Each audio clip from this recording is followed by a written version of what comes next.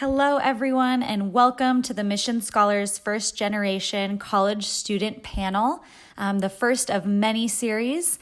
We are so excited to have everyone on the call tonight. My name is Katie Kinsella. I'm the Director of Marketing and Community Relations here at Mission Scholars. Also on the call, we have Cassie Lancaster, our Executive Director, Kim Phillips, a Mission Scholars Advisor, and Estefania Contreras, also Mission Scholars Advisor, who will be serving as the facilitator for the workshop. We have our Mission Scholars College freshmen, in addition to a few of our Mission Scholars High School seniors, and we are so excited to welcome our 5 panelists, all who are first-generation college students themselves and are now graduates working in exciting career fields. Thank you for being here, for being willing to share your experience on campus to benefit our scholars. And we are so excited to learn from your experience and expertise and knowledge in the next hour workshop. So thank you all for being here. We look forward to the dialogue that occurs. Thank you. There's just one question I think would be fun to start off with. So after you introduce yourself, maybe just think of the time when you first felt that you belonged on campus, when you started your college experience. And then I don't know, who wants to kick it off? Should I pick someone or does someone want to volunteer? Jackie? Yeah, I saw. So I was just waiting for you to pick me, Estefania. Hi, everyone. So I'm Jackie, and I'm from Santa Barbara. I'm currently a clinical research coordinator at Memorial Sloan Kettering in New York City. So a big transition, right, leaving the West Coast to the East Coast.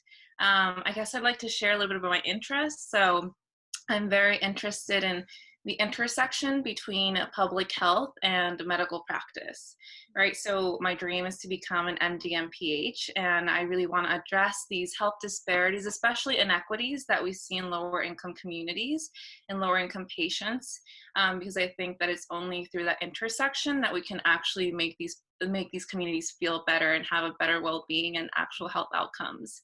So those are my interests. I think that the first time I felt like I belonged in college. I went to Tufts University. Sorry. I went to Tufts University in Boston. And the first time that I felt like I belonged was when I finally found that community of people that were both interested in science, but also interested in social justice, because those two sides are very big parts of who I am. And they were also all from similar backgrounds, some lower income. So it was nice to have people around me that had similar experiences, but also very different life goals. Like, that was great. This was called like STEM Ambassadors. We did a lot of outreach programs and a lot of science education, which was really fun. And it's nice to find those people that have similar passions. So that is when I felt like I belonged. Berenice, do you want to go next? Sure. Hi, everyone. My name is Berenice Ortiz. I attended UC Berkeley along with Estefania. And right now I'm working at Freddie Mac within the fair lending compliance space. And in terms of interest, so I was a legal studies major at Berkeley, and my area of study really opened up my eyes to social inequities and the way that, legal structures kind of emphasize these inequities. And I was also, in my extracurricular activities, involved a lot with in the business side of things. So coming to Freddie was a great opportunity because compliance, in the compliance space, there's regulatory and legal concerns when it comes to a business and how you run a business. So so for me, it was a good in between. And when I felt like I fit in, so I have a little story about that. I think right off the bat was overwhelmed. First of all, when I found out I got into Berkeley, it took me like 3 days to even open up the acceptance letter because I was just so sure that I didn't get in. And when I finally realized I did, then like a a wave of imposter syndrome kind of hit, and then, right before starting my first semester, I was part of a bridge program, and the bridge program attempts to kind of bridge the gap between high school to college and kind of make that transition more seamless.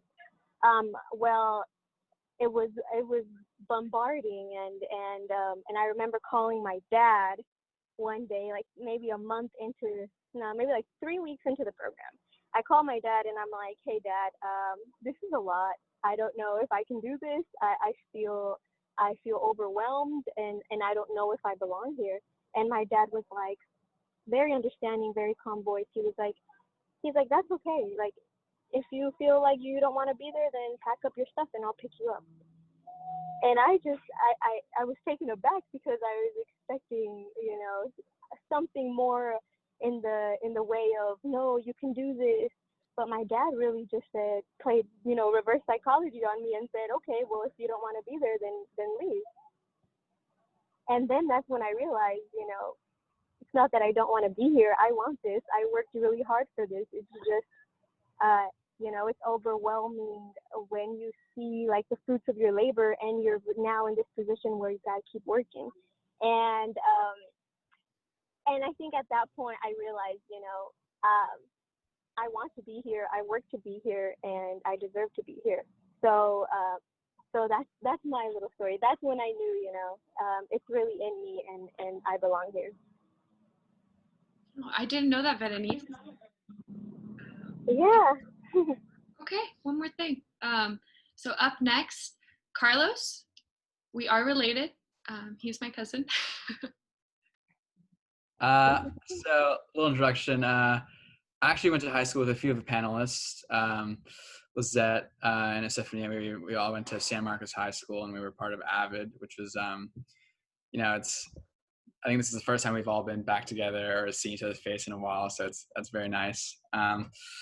I ended up, I graduated UCLA in 2018, and since then have also been working in clinical research in LA, and now I have just gotten admitted to a post-bac program at WashU in St. Louis. For those of you who don't know what a post-bac program is, it's I'm pre-med, so I'm trying to go to med school, and an enrichment program. So whether that be increasing your GPA, taking higher level courses to improve medical admissions boards, stuff like that. You can do this like 1 or 2 year after undergraduate, and do that. And let's see, when I first felt like I belonged in college, wow. It took me a while. It took me a while to feel that. And I think I started first. I joined a fraternity, and I kind of searched that way, and I found that I did find, I currently live with some guys from my fraternity, and they were really close friends, and we shared a lot of experiences that way, just through the 4 years. But I would say when I really found it was, joining a club that I could really, something that really was personal. And this club for me was Camp Kesem, and we were counselors for kids that had parents or relatives that were dealing with cancer. And this was very personal to me, and this cause was very personal. And I found that the group of people in this program were, exactly the people I wanted to be around. And they, shared the same interests, and found that they were just genuinely good people, and had this similar common difficulty, and we were all working towards this goal to, kind of, I would say, I know I wish I would have had Camp Kesem as a kid, and I think our common goal is like, we want this experience for these kids, and we want to make it this really tough time as easy as possible, and be there, not, you can't forget this experience, but maybe, make them remember like they're kids again, and I think that's when I first kind of felt like I belonged in college. Thanks for sharing. Gino, do you want to go next? Sure. So hi everybody, I'm Gino Rojas. I'm a first generation immigrant. I was born in Mexico, immigrated to the States with my family when I was 7, have grown up on the East Coast. I attended the University of Maryland. I studied economics and I did a minor in Latino studies. I'm currently working as a strategy consultant for a company called Accenture. And I could probably bore you to death for an hour about what consulting means, but long story short, we basically just help um, different companies with a lot of the different problems that they have. I spent my first 2 years out of college working for Freddie Mac as well. That's where I met Estefania and Berenice. So I have had one move in my trajectory so far. I'm currently thinking about pursuing an MBA in the next year or two.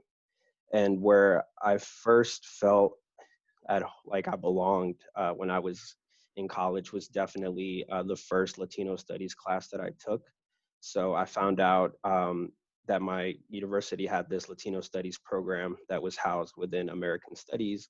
And it essentially is classes where you get to learn about the history and the economics and the like sociology behind, being a Latino across all the different countries that encompass that. And so I walked in and the professor, it was this Chicana woman who's from LA and had her PhD. And it was the first time I had a professor that actually looked like me. And so, just connecting with her and everybody else in the class is Latino. And it just kind of created this space where we all felt like comfortable with each other because we were pretty much all like first generation, very much connected with that sentiment of we're the first ones in our families trying to like figure it all out. And it was really cool.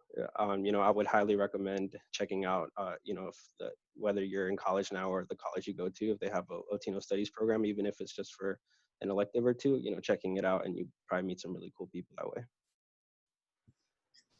Definitely. Last but not least, Lizette. Hi, everyone. My name is Lizette. So my story is a little bit different. I actually went to City College first. And I remember, like your senior year and kind of like tagging off what Carlos said, I was an avid and it was always drilled into me, like, you need to go to a 4-year, you need to go to a 4-year. And I knew from the start, I was going to start at CC. I wasn't really ready to leave home.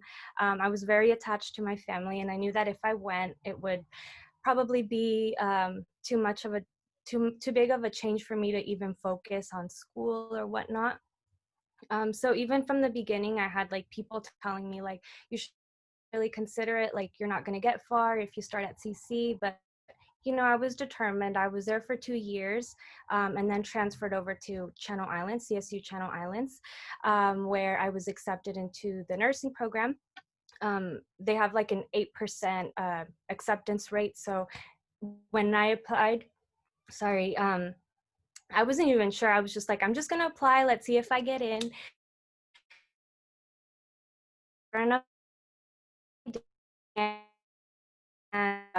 So now I'm a nurse. And I felt like I first belonged when I saw that there was some people in the nursing program that looked like I did too. There were Latinas. I want to say maybe 5 or 6 other people were Latinas in my cohort of 44 people. But then I also minored in Spanish. So when I was taking my Spanish classes, I also did like a certificate in healthcare interpreting.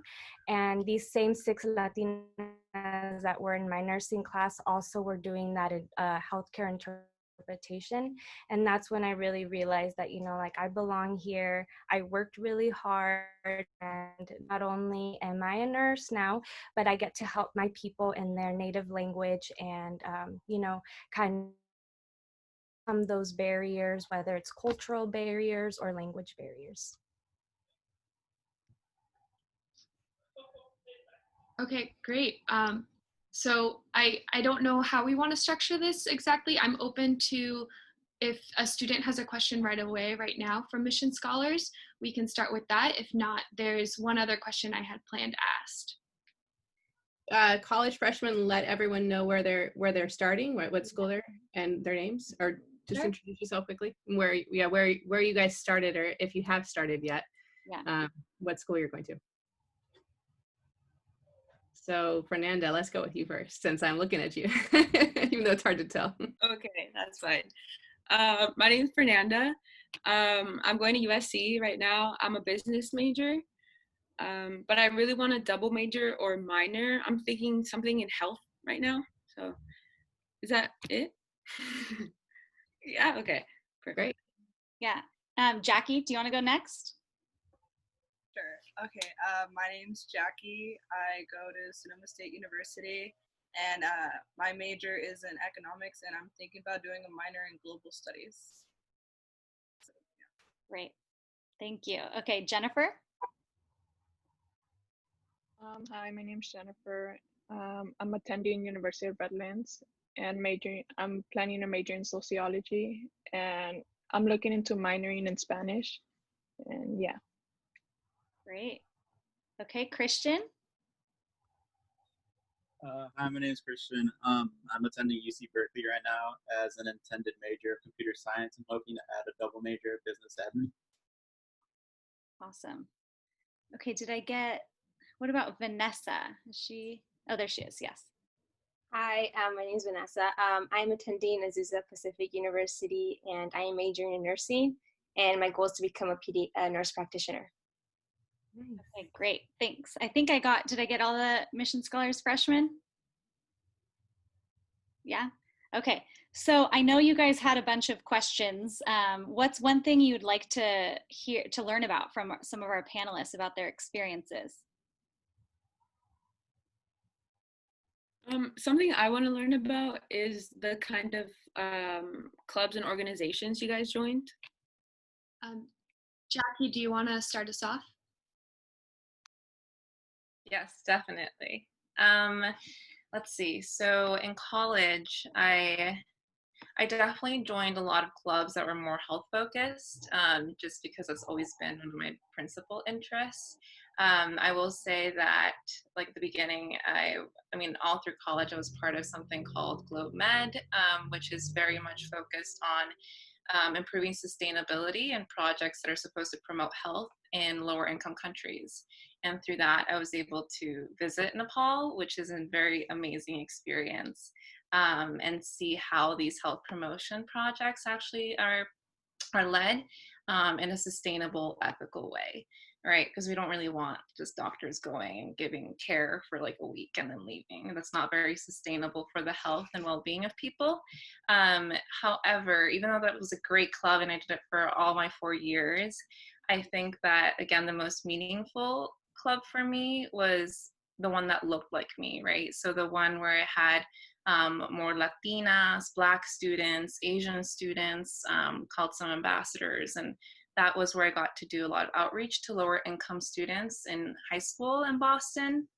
And we really focused on kind of showing them like what we're doing right now, right? The fact that we are, we are Latinos, we are lower income, and we still love science. We can do it, and it's something that you can understand. Maybe you understand it differently. Maybe it takes you a little bit longer to understand it, but you will get it, right? So that was the whole purpose of that club, and that was the most meaningful club for me. It definitely taught me a lot about leadership. So I think in all the clubs that I joined in college, there were 3 things that were important to me. One of them was community, the other one was leadership, and the third was advocacy. So if they could give me all of those, and once they did, college got a lot better, and more if it was around people that looked like me. You really learn to build a support system. And more with imposter syndrome, you need that support system, to get through higher education, and just make it a better experience. Yeah. Berenice, do you want to talk about maybe one club that you joined while you were in college? So I joined LBSA, the Latino Business Student Association, and man, I think it was probably one of the best decisions I made while in college. And I mean, not just joining as a member, but then taking on leadership roles within the board, and different leadership roles every semester, every year. It really pushed me out of my comfort zone, and A lot of the like pivotal learning moments, I think, were through LBSA and kind of pushing myself and seeing how, you know, discovering who I was as a leader, and I think that really made a difference in my entire college career. What else can I say about that? So, and in particular, I had an experience where I interviewed for a sponsor of the of LBSA, and I interviewed for a summer internship my sophomore year. And I remember I studied and I tried to, you know, prep for the interview the night before on my own. And I get to the interview and like angst and nervousness and it all just fell over me, and I walked out of that interview feeling like I did not put my best foot forward, and it didn't go as well as I wanted it to go. And then I get a call, and unfortunately I didn't get the internship. And then the next year, internship applications come around again, but this time for a junior year internship. And I said, you know what, you know, I may have failed last year, but I'm going to do things different this year and let me try again. And this time I tapped into my LBSA friends and was able to kind of better prep and also get more of a support system in preparation for that interview. And then I ended up landing the internship, and while in one of those interviews, I think I got probably one of the best pieces of advice that I've gotten. And a partner at the firm that I was interviewing basically told me like, what is one of your weaknesses? And I told him one of my weaknesses is that I tend to underestimate myself, or I tend to second guess myself when maybe I shouldn't. And he's like, you know what? When you're in situations where you feel uncomfortable or out of place, he's like, those may be the best situations to be in because you know you're achieving some type of growth. And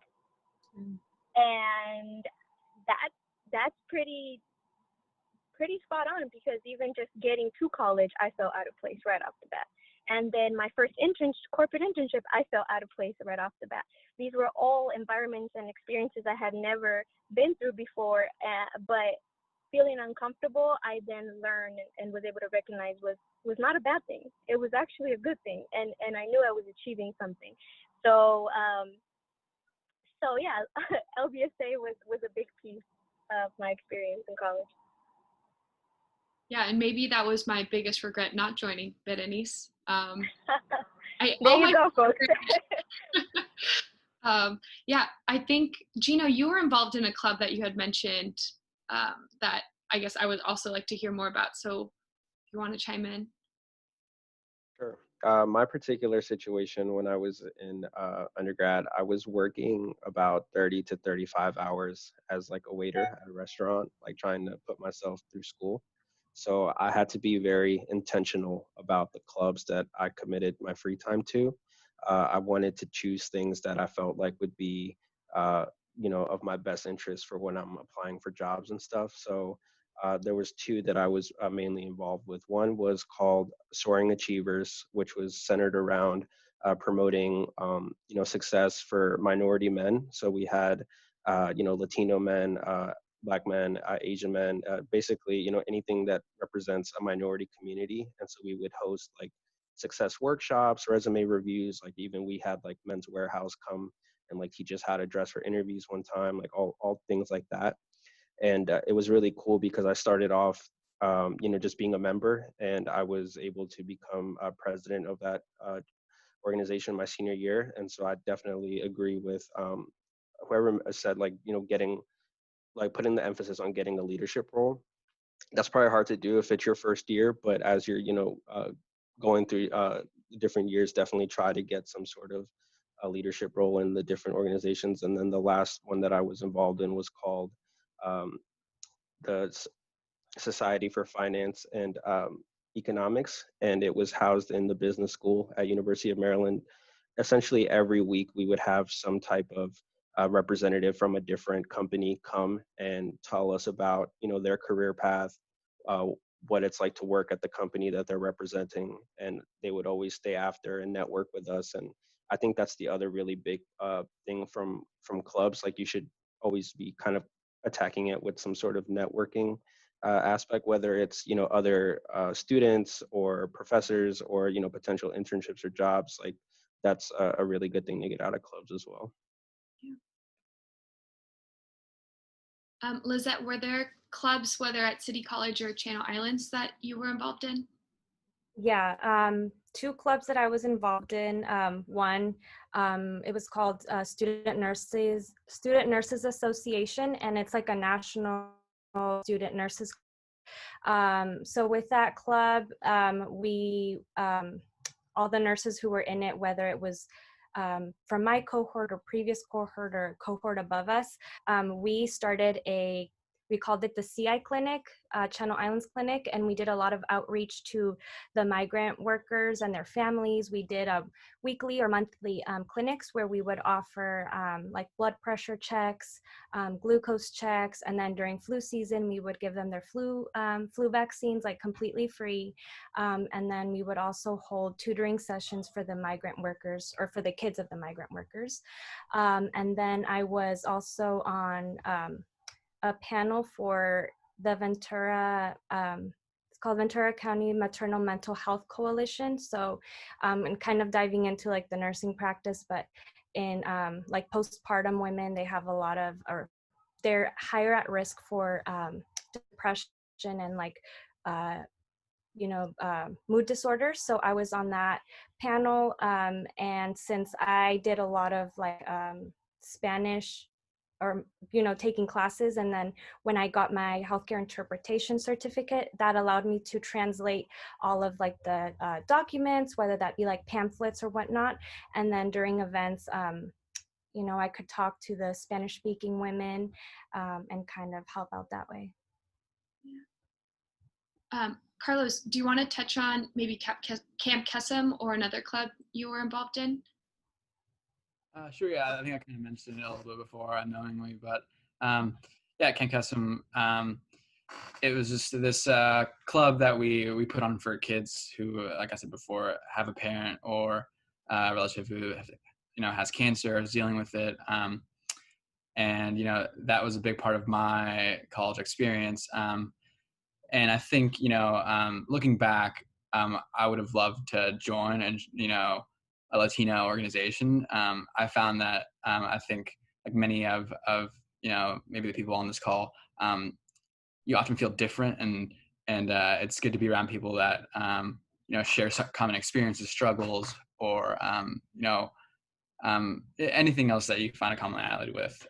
So I think that's something, looking back, that I would absolutely do. But yeah, I think anything you choose to do, it's just something that's I recommend that you hold really personal, and that it's motivating you, and don't feel the need to stay with this club because you've committed. If you don't like it, leave and try something else, and don't feel the need to like stick with it. That's my only recommendation with that. That's a really good piece of advice, because once you're on campus, you go down like the main quad area, and there are tables of clubs, and everyone will ask, what club are you a part of? And they'll say, oh, I signed up for 5. And your eyes widen. You're like, how did you even find 5 you were like actually interested in? But that's a very good point. And one question I wanted to ask, and we can start with Carlos, is who did you turn to for help when you were navigating college or needed advice? Like, who were those main people, or if it was one person that you could, rely on? It's a hard one. I think it was. I didn't feel comfortable reaching out to a lot of people. I felt, being first generation, being Latino. I mean, I think people around me had, their parents they could reach out to, their, and I just didn't have that. It wasn't they just didn't, their life experiences didn't allow them to particularly give the advice. Parents didn't go to college. They couldn't give me suggestions or this or that. But I think it was my freshman, maybe winter quarter. One of the guys in my fraternity, he kind of took me under his wing and, really just like said, like, kind of helped me kind of figure out, how to succeed and how to, like set a schedule and how to do that. And I think this kind of comes with, looking for a mentor and really, finding someone that, you can learn from. And I'm sure, we're all going to look for these people, but I think it's just finding someone that really has your best interest and that they can, share their experiences. You don't have to fail and then, learn from that they can share that. And, hopefully you don't have to go through all of this, and I think, so yeah, I think it really took me a long time to find someone that I could really turn to, but I guess overall I found different people in different spots. And I think don't feel the need to have just one person for, this.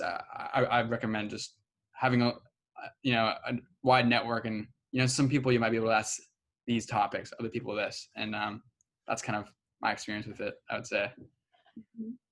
And Berenice, I know you mentioned when you called your dad, it was a different experience than what you were expecting. Were there other folks that you would reach out to throughout your college experience? Yeah, I think I remember I had this group of friends.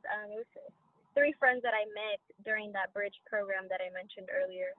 And for like the first 2 years of college, just honestly just studying with them. I mean, we so half the time we didn't even talk, but just knowing that they're there next to me, going through the struggle with me, trying to get these calculations done that we can barely wrap our head around. Like it was nice to know that I wasn't on that boat by myself.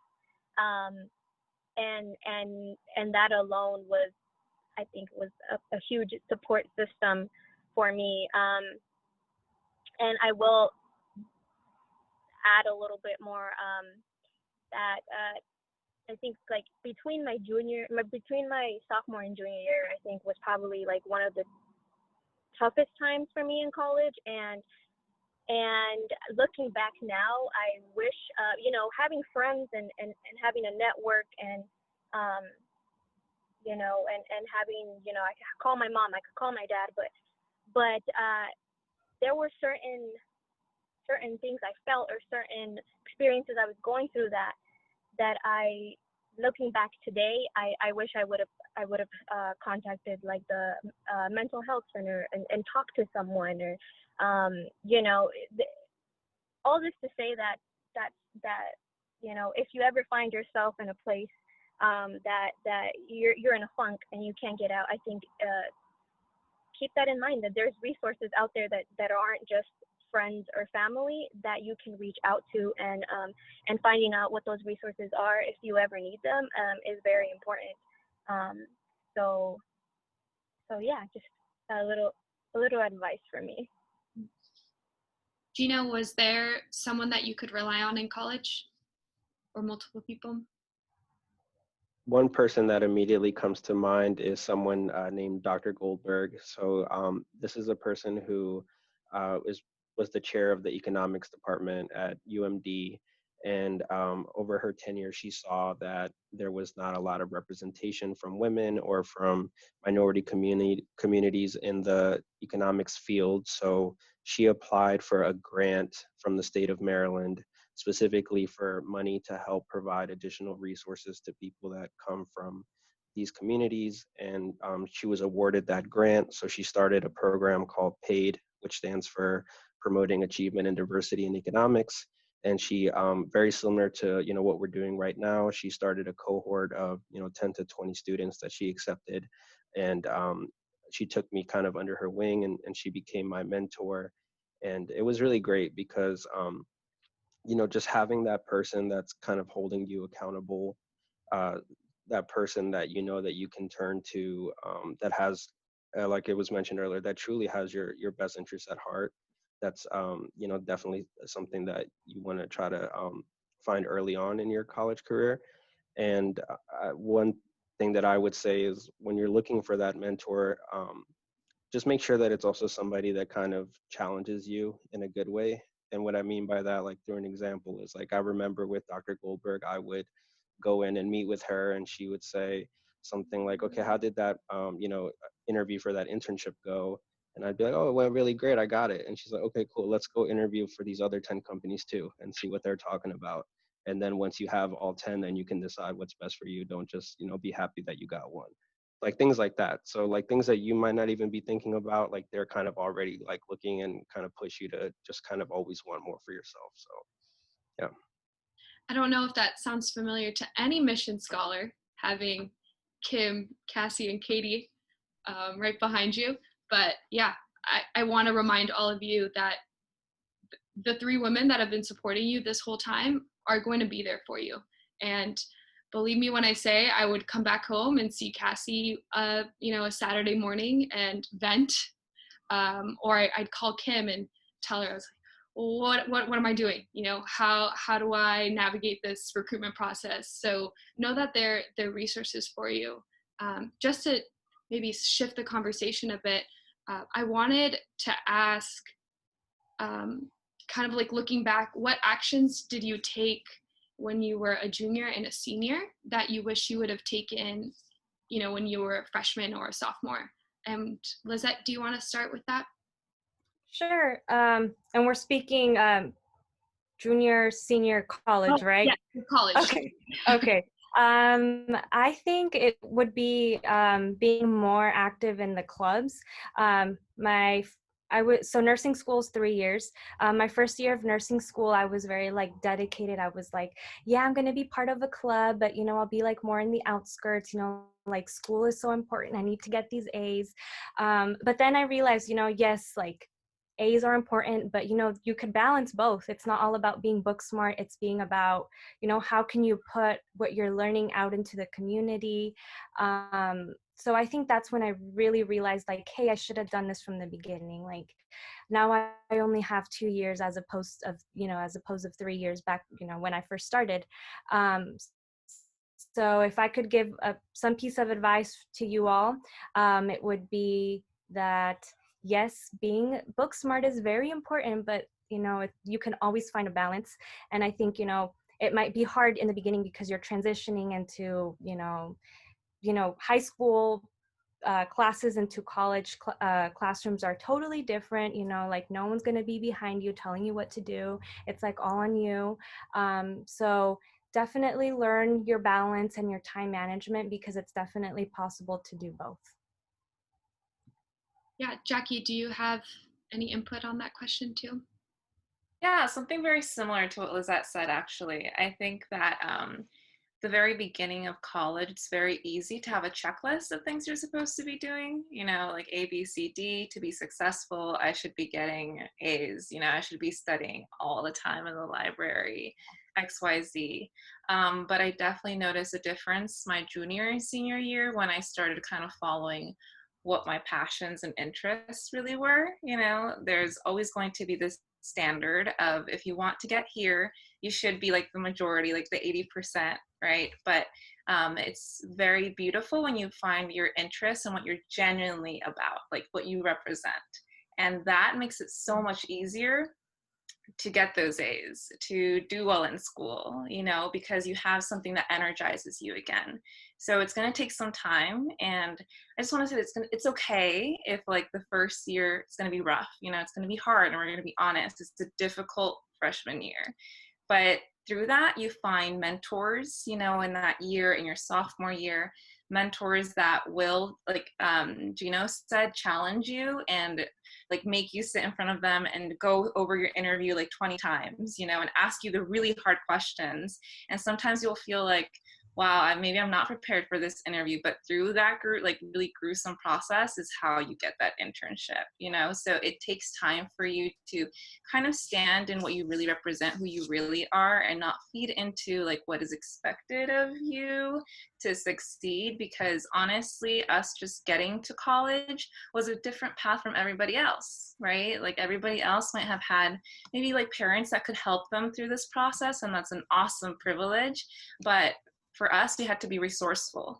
You know, we had to do things differently. So continue doing that in college. Continue being resourceful and really staying true to who you are. And then you'll see that even your grades will get better, and then life will get better, and you'll enjoy school instead of just feeling like you have to do X, Y, and Z.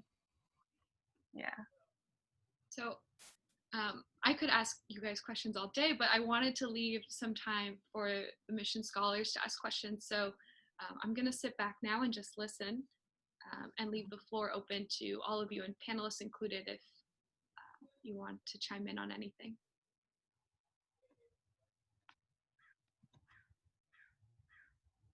I have a question. What were some of like the study skills you used in like the really challenging courses that you found to be really effective? Carlos, do you want to take a stab at that? Yes, sorry, I was muted. Yeah, so I think I can tie this into, I wish I would have done this freshman, sophomore, and didn't learn until junior and senior, is like test banks. Usually, you know, these professors have been teaching these courses for a number of years, and whether that be a lab courses, you know, they usually have tests, and I find that they write their tests similar. You know, it's really, I recommend just going through, and that's how you can practice and, you know, prepare for tests. You know, and I found that to be one of the most helpful study skills like ever. Like, you know, it saves you time on studying unnecessary material, I think, and you know, you can really focus on things that, you know, you see patterns in, or that teachers usually test on, whether that be like, this pattern, this OChem, you know, molecule, or this, you know, whatever it is. I find that to be like amazing. So a shift from like studying your notes to studying more practice questions?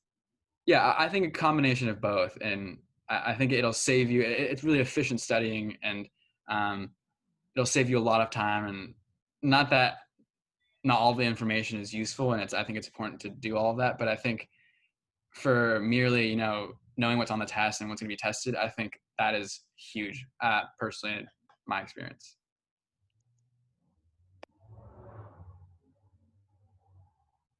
Yeah, I kind of want to add that a little bit. Go ahead. Go ahead, Gino. No, you can go ahead. Okay, I definitely agree with the practice, like doing a lot of your practice tests that your teachers, professors will offer you. But also I think time management is really important, because you do have like 4 or 5 classes sometimes. So not waiting. I mean, we know like procrastination isn't always great. But what really helped me was focusing on the main ideas of my lectures, like maybe the next day after that lecture, right? So like sitting down with the material you were given and be like, what are the main key points that I need to know from this? Because it can get overwhelming with all of the information you'll get, and it's kind of impossible to know all of that, right? So being able to pinpoint like, what are those main ideas my professor wanted me to get from this, and then going to office hours and asking them questions about those main ideas, like that was very helpful for me. And then once you have that, obviously that ground, like that base, is so much easier to do your practice tests and your practice questions and feel confident doing that. So ask questions in office hours, not necessarily in the classroom, because that can be intimidating, and that'll help you build a relationship with your professors as well, which is awesome.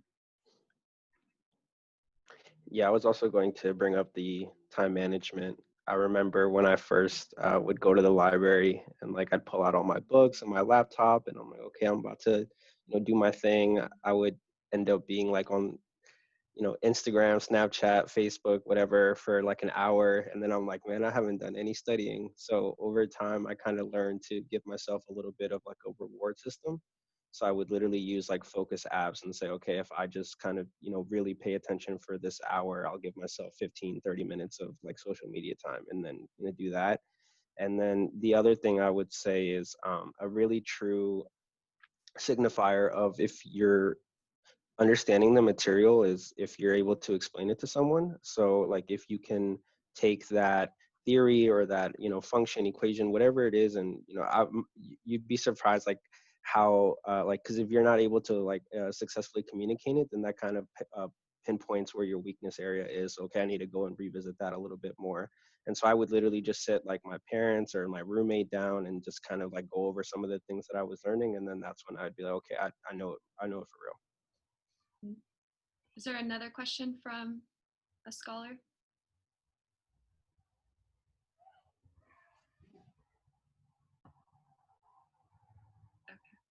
Oh. Sorry, you want to go ahead? Okay. I had a question. So what are some lessons that you took with you after college? Berenice, do you want to take that one? Sure. As I'm trying to think, I mean, there's a lot.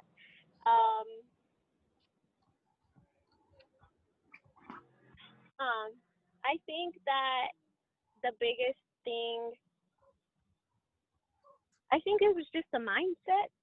I would say the mindset, because to be honest, a lot of the things that you learn, especially in the first 2 years with like general ed, you may not remember half. By the time you graduate, and especially 2 years later, you're not going to remember, what every lesson you learned. But still, going through those trials and tribulations in college, and that whole experience really, you're really defining yourself in a new light.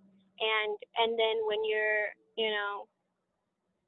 when you graduate, you're like, wow, like I did that, like I proved to myself that I could do that. And I think it's really, I walk around today with a different understanding of who I am and my meaning. It's nice to know, like, your work paid off, and now you can pave the way for your siblings or for your cousins or for whoever else is looking up to you. Because that's another thing you realize is that a lot of people are looking up to you, and then you turn around and you're able to help people out. And I think it's really the biggest lesson learned was, it may not be easy, but it's possible. And I believe I can achieve a lot more now having gone through that. Yeah, definitely. Christian, did you have a question? And was it for someone specific as well? I forgot to ask that. No, it was just in general. I was just going to ask what your guys' schedules look like through college, and what like kind of made you create that schedule in terms of studying and then like lectures, and like what time worked best for you for classes that you chose? Yeah.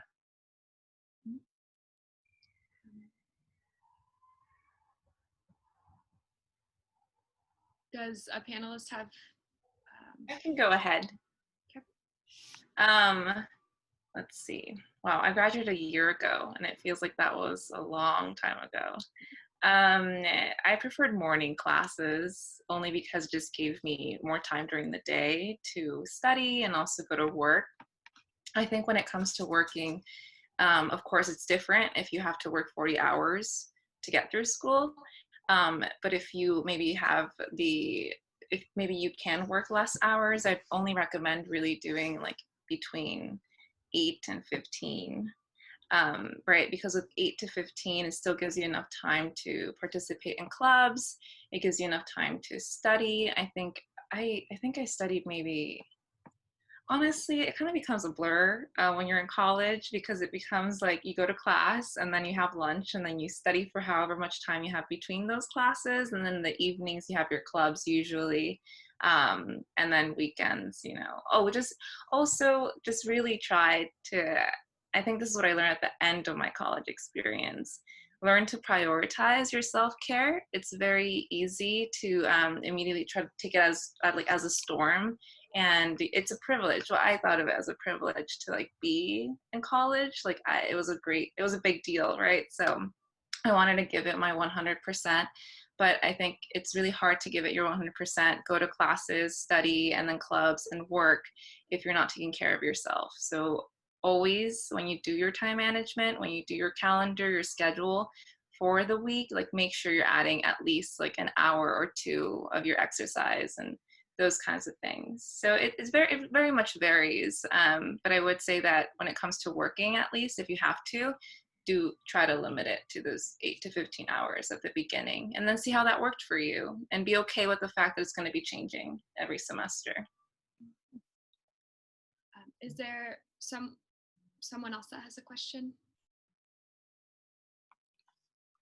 Yeah.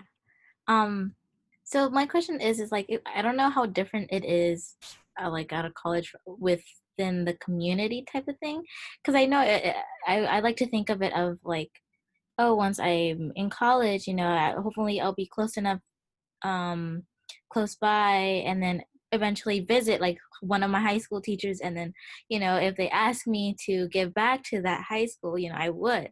Do you feel like that's how it is at whatever college you went to? That goes for anybody.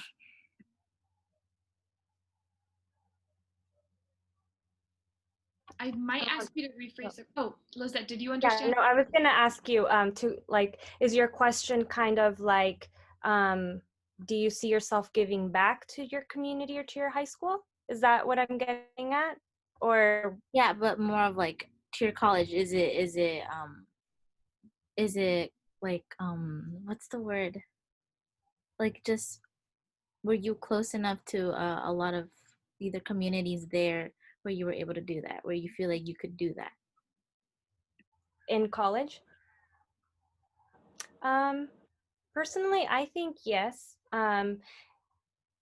I think if you, if you really get to know your professor, they get to know you, they can sometimes pair you. I know in my nursing cohort, certain professors would pair you up with a younger nurse or student nurse, and you would kind of be that person's mentor.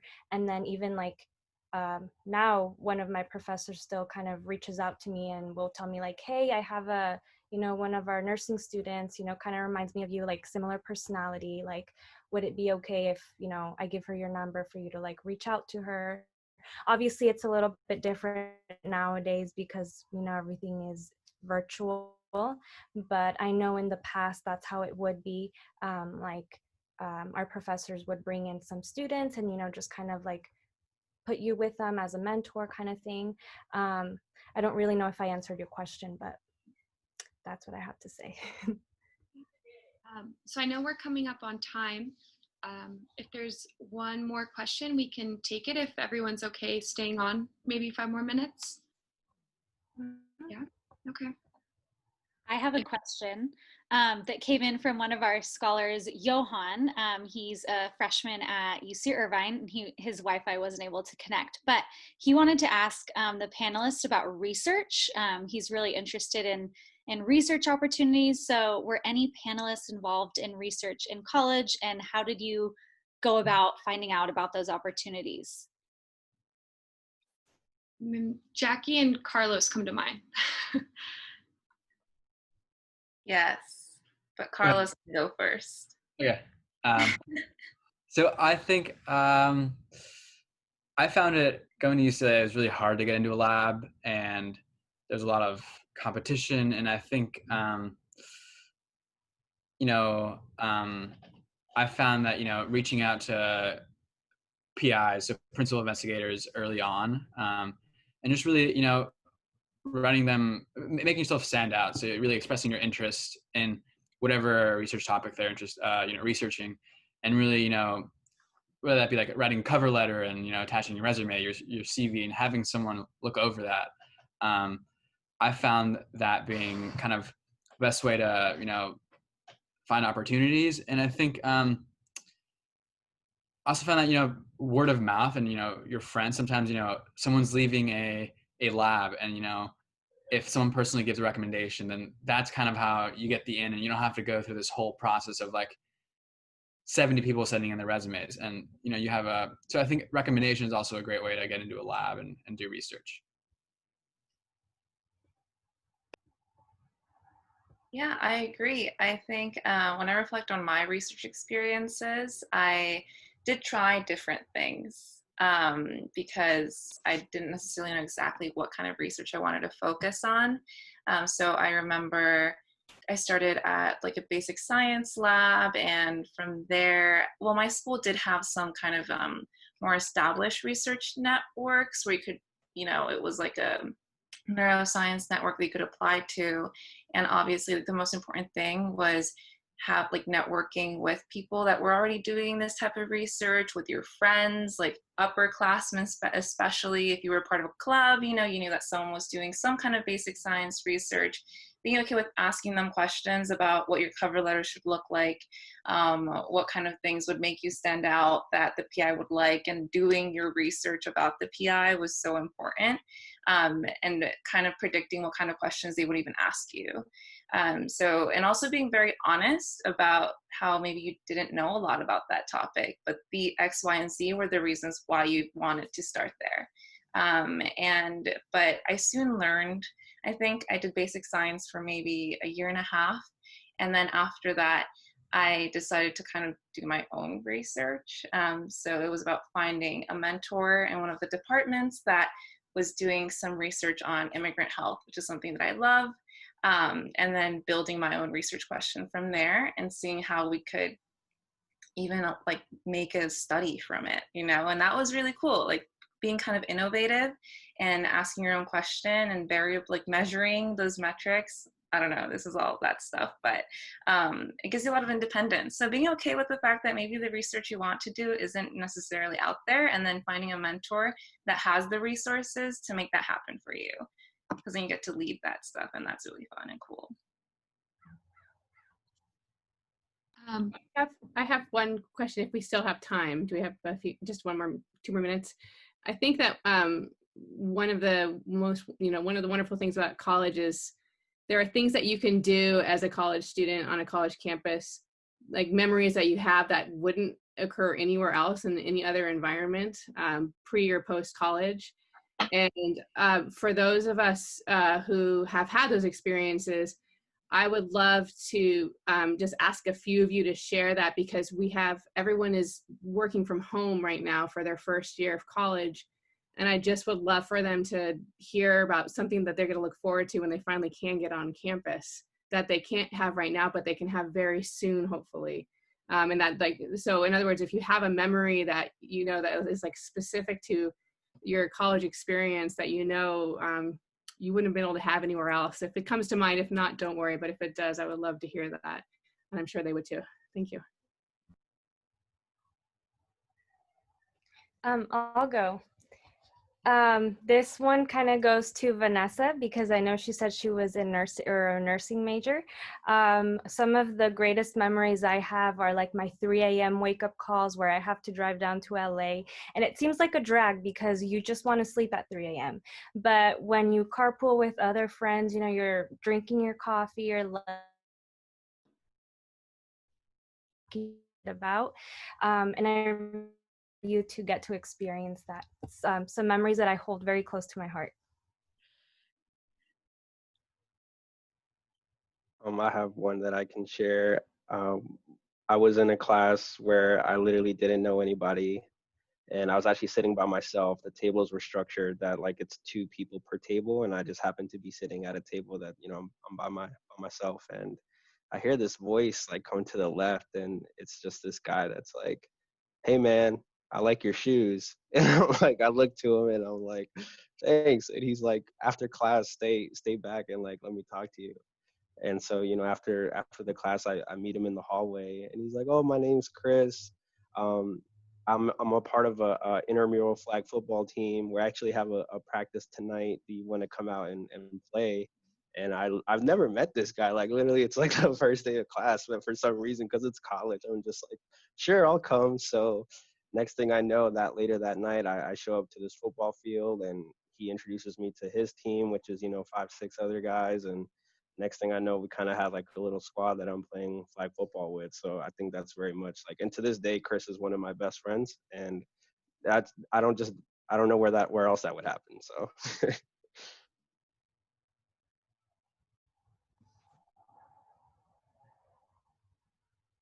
Anyone else have a memory to share?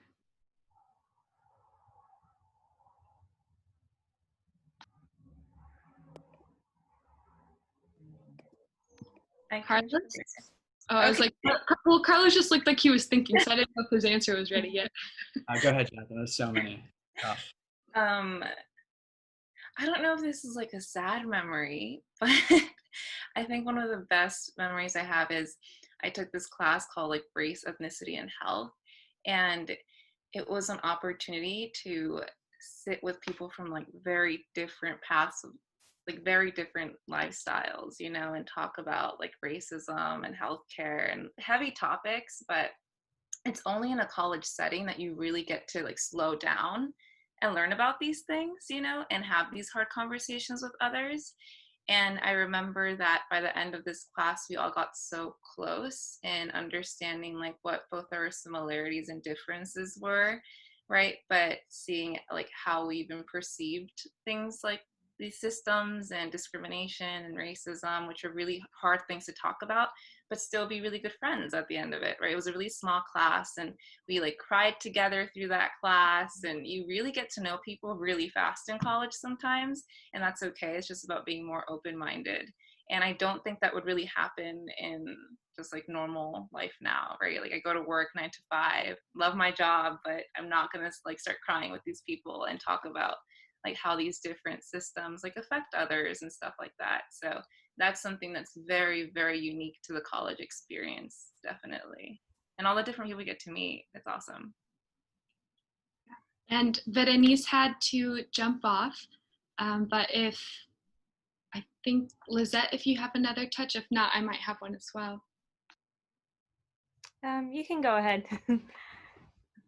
I think it was when I first started, you're like looking at all these clubs, and I went to this mixed student union, and I'm not mixed myself, but I went there, and this almost similar to Gino's story. This girl was like, hey, I got there late, so I didn't have like food, because I also started coming to these events for food. And so I get there, and she had this extra plate, and she was like, and I sat down next to her, and she was like, hey, do you want some pizza? And I started chatting with her, and now she's one of like my closest friends. She, then invited me to another club, and I learned how to salsa dance through that. And so there's just like these super small instances that you're gonna eventually have in college that connections will just out of nowhere just appear, I feel.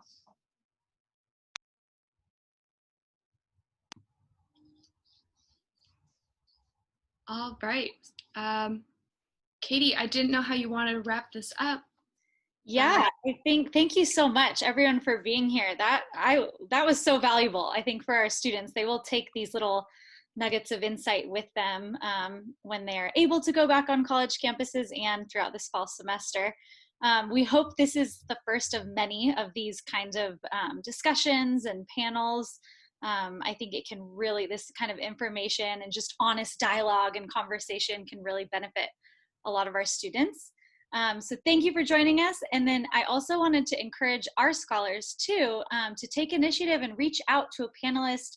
If something someone said tonight really struck you, or you want to learn more about what they said or their experiences with clubs, reach out to them. This is a great resource bank for you guys. And we are so grateful for all the panelists to take time out of your Friday evening on a Labor Day weekend. So thanks for joining us. And Estefania, thank you for facilitating all the conversations and dialogues. Yeah, it was a successful first panel of first generation honest dialogue. So thanks for joining us. Thank you, everyone. Thank you. Have a good night. Thank you. Thanks, Bye, friend. everyone. For having us.